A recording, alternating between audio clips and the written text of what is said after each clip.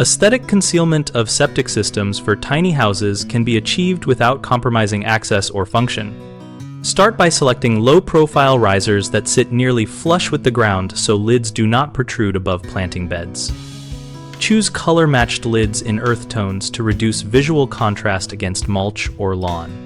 For pump enclosures, build ventilated lattice screens that allow airflow and odor dissipation while hiding equipment. Construct panels with removable fasteners so panels can be taken off for service.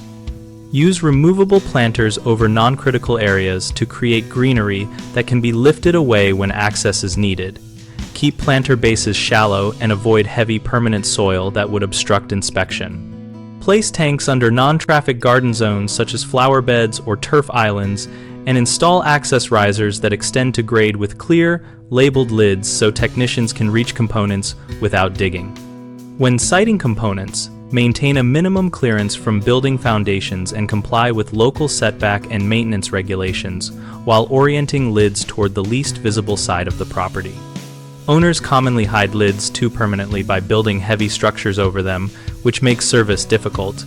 Instead, use lightweight removable panels or planters and mark their locations for easy removal. A second issue is poor ventilation around pump enclosures that traps odors.